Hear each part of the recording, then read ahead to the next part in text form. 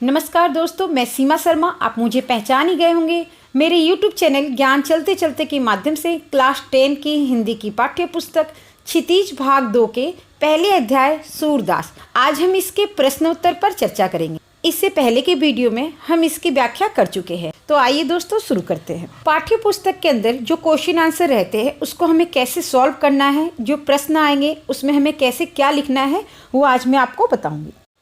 इससे पहले के वीडियो में जो पद हमने पढ़ा, जिस पद की हमने व्याख्या की, ये ब्रज भाषा में लिखी गई पंक्तियाँ है। लेकिन आपको इन्हीं पंक्तियों में आंसर नहीं देना है, आपको सरल हिंदी में बदलना है। उसके बाद आपको उसका उत्तर देना है। एग्जाम में कुछ पंक्तियाँ आएंगी, उसके नीचे कुछ प्रश्न दिए हुए रहेंगे। उस पंक्तियों के माध्यम से आपको बहुत ही सरल भाषा में उसका उत्तर देना है। और ज़रूरी नहीं है कि जो क्वेश्चंस दिए जा रहे हैं वही आएंगे। बहुत बार ऐसा रहता है कि पद की कुछ लाइनें दे दी जाएगी, उससे रिलेटेड ही कुछ नए प्रश्न बना के दिए जाएंगे। तो हमें सबसे पहले ये करना है कि हमें पाठ को बहुत अच्छी तरह से समझना है कि उससे रिलेटेड कोई भी क्वेश्चन आंसर आ जाए हम अच्छी तरह से लिख दें। इसलिए बी रेडी और आप पहले पाठ को बहुत अच्छी तरह से समझ लीजिएगा। और अब हम इसमें देखते हैं। हमारा पहला प्रश्न है, गोपियों द्वारा उद्धव को भाग्यवान कहने में क्या व्यंग निहित है। जब गोपियाँ कहती है उद्धव तुम हो बड़े भाग्यशाली, अर्थात उद्धव तुम बहुत ही भाग्यवान हो, और इसके पीछे क्या व्यंग है। हमने आपको बताया था गोपियाँ उद्धव के ऊपर व्यंग कर रही है। वह उद्धव को ताना देती है। वो उनको ताना क्यों देती है? वह इसलिए देती है कि उद्धव तो श्री कृष्ण के पास थे, फिर भी उनके प्रेम में नहीं फंसे, अर्थात हम उनके प्रेम में फंस गए और उनकी विरह की पीड़ा को सहन कर रहे हैं। और आप इतने भाग्यशाली हैं, आप उनके पास इतने समय तक थे और आप उनके प्रेम में नहीं पड़े, और आपको उनकी ये विरह पीड़ा बर्दाश्त करनी भी नहीं पड़ रही है, क्योंकि आप उनके प्रेम में ही नहीं हो, तो आपको विरह का क्या मतलब। इसको हम ऐसे लिखेंगे, गोपियों द्वारा उद्धव को भाग्यवान कहने में यह व्यंग निहित है कि उद्धव वास्तव में भाग्यवान न होकर अति भाग्यहीन है।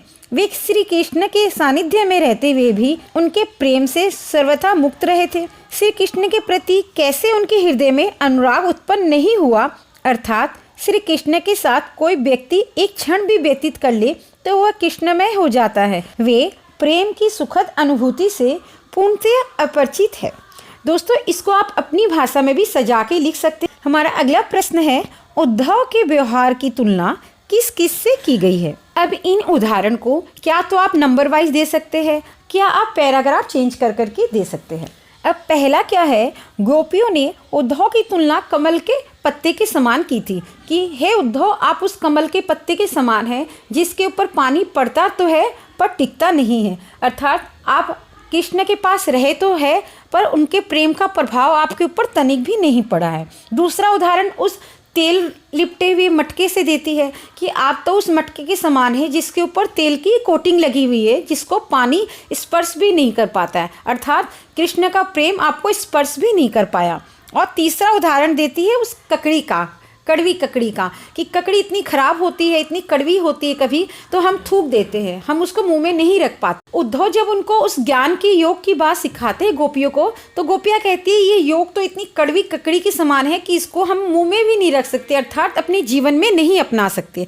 इसको हम ऐसे लिखेंगे, तो फर्स्ट पैरा में लिखेंगे, गोपियों ने उद्धव के व्यवहार की तुलना कमल के पत्ते से की है, जो नदी के जल में रहते हुए भी जल की ऊपरी सतह पर ही रहता है, अर्थात जल में रहते हुए भी जल का प्रवाह उस पर नहीं पड़ता। उसी प्रकार श्री कृष्ण का सानिध्य पाकर भी उनका प्रभाव उद्धव पर नहीं पड़ा। दूसरा, उद्धव जल के मध्य रखे तेल की गागर अर्थात मटके की भांति है, जिस पर तेल की एक बूंद भी टिक नहीं पाती।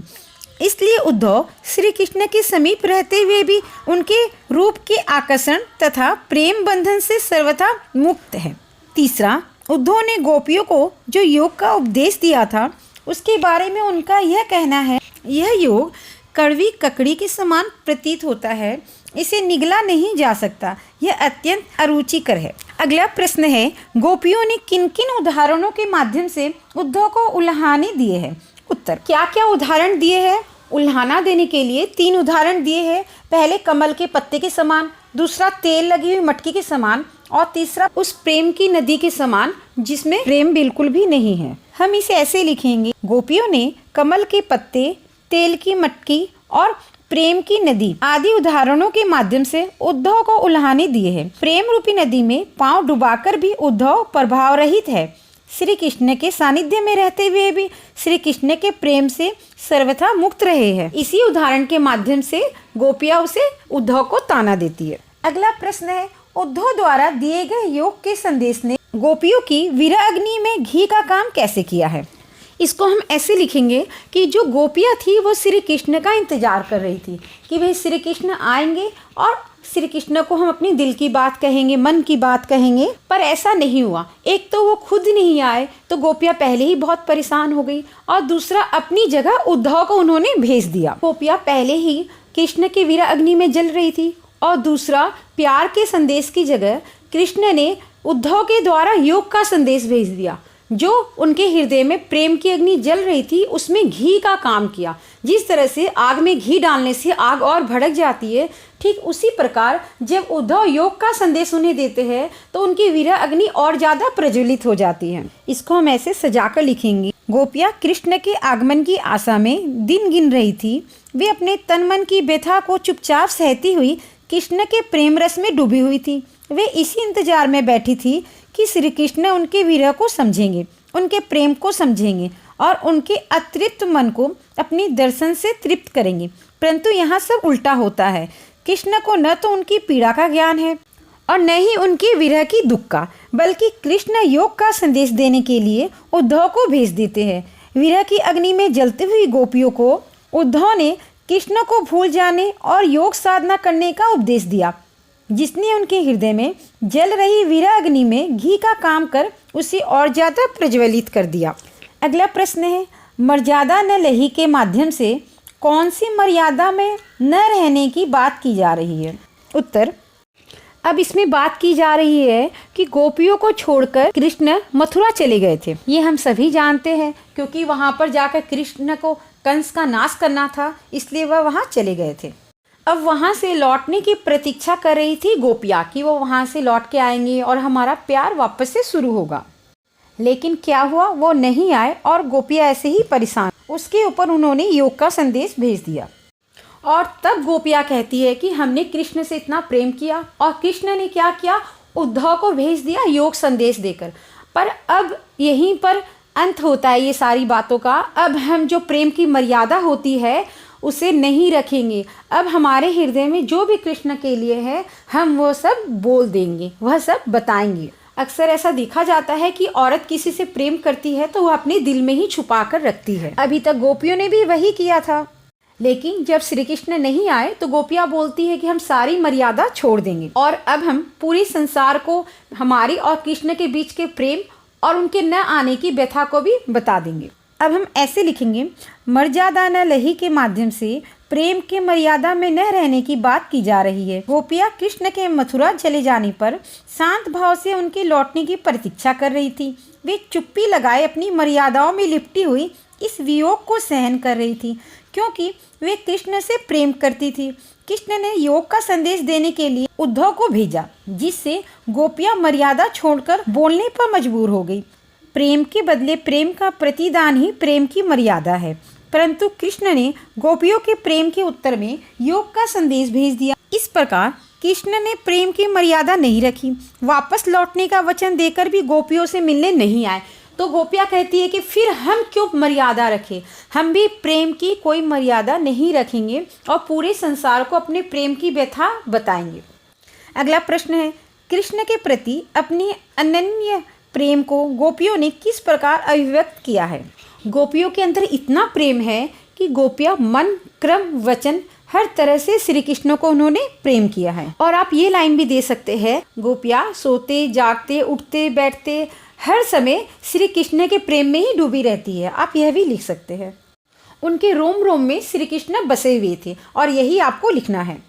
और पहली लाइन की व्याख्या में हमने आपको बताया था कि गोपियाँ कहती है कि हमारे लिए श्री कृष्ण का प्रेम गुड़ के समान है और हम चींटी के समान हैं। जिस तरह चींटी गुड़ को पाने के लिए, गुड़ को खाने के लिए गुड़ से चिपक जाती है और धीरे धीरे खाते खाते गुड़ के साथ ही चिपक कर अपने प्राण त्याग देती है। तो हमारा प्रेम भी श्री कृष्ण के लिए वैसे ही है। और आप हारिल पक्षी का उदाहरण भी दे सकती है कि हमारे लिए श्री कृष्ण का प्रेम उस हारिल पक्षी के प्रेम के समान है। अब इसे हम ऐसे लिखेंगे, गोपियाँ रात दिन सोते जागते सिर्फ श्री कृष्ण का नाम ही रटती रहती है। कृष्ण के प्रति अपने अनन्य प्रेम को गोपियों ने चींटियों और हारिल पक्षी की लकड़ी के उदाहरण द्वारा व्यक्त किया है। उन्होंने स्वयं की तुलना चींटियों से और श्री कृष्ण की तुलना गुड़ से की है। उनके अनुसार श्री कृष्ण उस गुड़ की भांति है जिस पर चींटियाँ चिपकी रहती है। हारिल एक ऐसा पक्षी है जो सदैव अपने पंजे में कोई लकड़ी या तिनका पकड़े रहता है, वह उसे किसी भी हाल में नहीं छोड़ता है।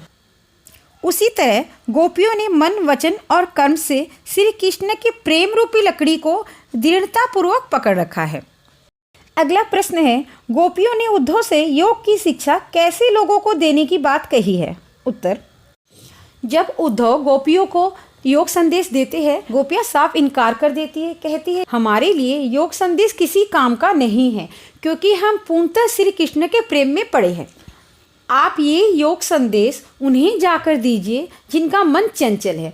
मन चंचल का अर्थ होता है जिनका मन एक चीज में स्थिर नहीं रहता है, वह कभी किसी को चाहते हैं और कभी किसी को चाहते हैं। हमने तो अपना संपूर्ण जीवन पूर्णतः श्री कृष्ण को अर्पित कर दिया है। इसे हम ऐसे लिखेंगे, उद्धव अपने योग के संदेश में मन की एकाग्रता का उपदेश देते हैं। गोपियों के अनुसार योग की शिक्षा उन्हीं लोगों को देनी चाहिए जिनकी इंद्रियां, मन उनके वश में नहीं होते, जिनका मन चंचल है और इधर उधर भटकता रहता है। गोपियों को योग की आवश्यकता नहीं है क्योंकि गोपियाँ अपने मन व इंद्रियों से कृष्ण के प्रति एकाग्रचित है, इसलिए योग साधना का उपदेश उनके लिए निरर्थक है। अगला प्रश्न है, प्रस्तुत पदों के आधार पर गोपियों का योग साधना के प्रति दृष्टिकोण स्पष्ट करें।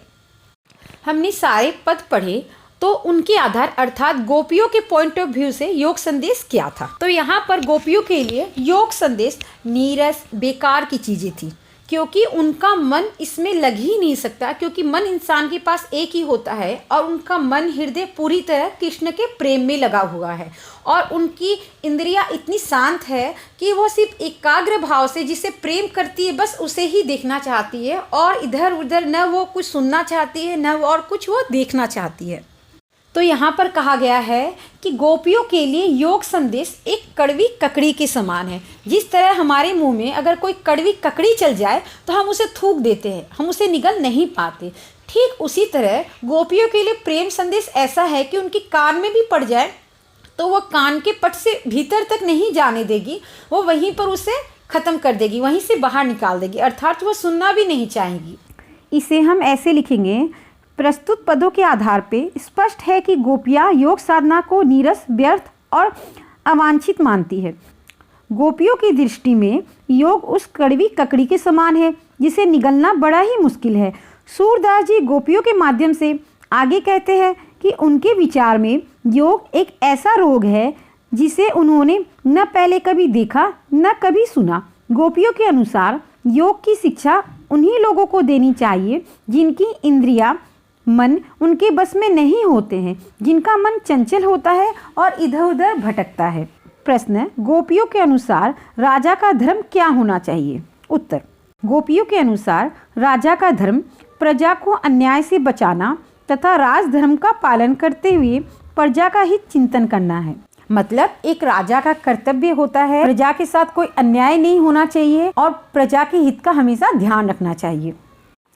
प्रश्न, गोपियों को कृष्ण में ऐसे कौन से परिवर्तन दिखाई दिए जिनके कारण वे अपना मन वापस पा लेने की बात कहती है? हमने आपको पहले बताया था, एक तो कृष्ण ने मथुरा जाके राजनीति पढ़ ली, अर्थात बहुत सारे ग्रंथ पढ़ लिए हैं। ये चेंजेस आए हैं क्योंकि पहले तो वो हमारे साथ वक्त गुजारते थे और अब हमारे पास हमसे मिलने भी नहीं आ रहे हैं।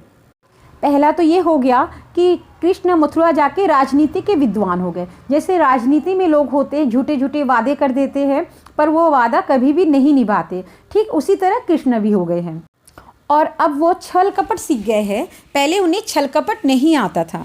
पहले वो भी हमारे साथ प्रेम करते थे, पर अब वो मथुरा चले गए, हमारे साथ प्रेम नहीं कर सकते, तो हमें योग संदेश भेज रहे हैं। तो ये उनकी चतुराई है, चालाकी है। आप ये सारी चीज़ें बताते हुए ऐसे लिख सकते हैं, गोपियों को लगता है कि कृष्ण द्वारका जाकर राजनीति के विद्वान हो गए हैं। उनके अनुसार श्री कृष्ण पहले से ही चतुर थे। अब भारी भारी ग्रंथों को पढ़कर वे पहले से भी अधिक चतुर हो गए हैं। छल कपट उनके स्वभाव का अंग बन गया है। उन्होंने गोपियों से मिलने के स्थान पर योग की शिक्षा देने के लिए उद्धव को भेज दिया है। श्री कृष्ण के इस कदम से गोपियों के हृदय बहुत आहत हुए हैं। इन्हीं परिवर्तनों को देखकर गोपियाँ अपना मन श्री कृष्ण से वापस लेना चाहती है। अगला प्रश्न है, गोपियों ने अपने वाक चातुर्य के आधार पर ज्ञानी उद्धव को परास्त कर दिया। उनके वाक चातुर्य की क्या विशेषता है, लिखिए। जाहिर सी बात है, उद्धव योग संदेश लेके आए थे और उनके योग संदेश के ऊपर गोपियों ने क्या क्या उन्हें सुना दिया। यहाँ उपालम शब्द का प्रयोग हुआ है। उपालम का अर्थ होता है हंसते हंसते आप किसी को कुछ बातें सुना देना, ताने दे देना। गोपियाँ कहती है ना कि आप बड़े बड़भागी है, आप कमल के पत्ते के समान हैं और आप तो वो तेल लगी हुई मटकी के समान है। ऐसे करके बातों बातों में उद्धव को ताना देती है। इसे हम ऐसे लिखेंगे, गोपियाँ बात बनाने में किसी को भी परास्त कर सकती है। गोपियाँ उद्धव को अपने उपालम अर्थात तानों के द्वारा चुप करा देती है। गोपियों में व्यंग करने की अद्भुत क्षमता है। वह अपने व्यंग बाणों द्वारा उद्धव को परास्त कर देती है। वह अपनी तर्क क्षमता से बात बात पे उद्धव को निरुत्तर कर देती है। अगला प्रश्न है, संकलित पदों को ध्यान में रखते हुए सूर के भ्रमर गीत की मुख्य विशेषताएं बताइए। अब हमने भ्रमर गीत पूरा तो पढ़ा नहीं है, पर हमने 4 पद तो पढ़े हैं। इसी के आधार पे हम इसकी विशेषता बताएंगे। पहला है, भ्रमर गीत एक भाव प्रधान गीति काव्य है, अर्थात यह एक गीत है जिसको गाया जा सकता है और इसमें बहुत सी भावनाएं हैं। दूसरा, इसमें उदात्त भावनाओं का मनोवैज्ञानिक चित्रण हुआ। मनोवैज्ञानिक चित्रण अर्थात जैसे प्रेम के भाव को हमने नदी के समान बताया, श्री कृष्ण को गुड़ के समान बताया, गोपियों को चींटी के समान बताया, और ये सारी चीज़ें हमने किसी चीज़ से रिलेट की। अगला है, सूरदास ने अपने भ्रमर गीत में निर्गुण ब्रह्म का खंडन किया है। मतलब बोलते हैं ना, ईश्वर ही सब कुछ है, ईश्वर से बढ़कर कुछ भी नहीं है। इस बात का सिरे से खंडन किया है। कैसे खंडन किया गया है, यहाँ पर प्यार को पूर्णता बताया गया है। भ्रमर गीत में शुद्ध साहित्यिक ब्रज भाषा का प्रयोग हुआ है। याद रखिएगा कि ब्रज भाषा का इस्तेमाल किया गया है। ब्रज भाषा का इसलिए प्रयोग किया गया है क्योंकि श्री कृष्ण ब्रजवासी थे, उनकी भाषा थी ब्रज भाषा। श्री कृष्ण से रिलेटेड जितने भी ग्रंथ लिखे गए हैं वो मोस्टली ब्रज भाषा में लिखे गए हैं। जैसे कि अगर श्री राम से रिलेटेड कुछ भी लिखा गया है वह मोस्टली अवधी भाषा में लिखा गया है। तो किसी भी पाठ के संबंधित कोई भी प्रश्न हो तो आप मुझसे कमेंट करके पूछ सकते हैं, मैं जवाब जरूर दूंगी।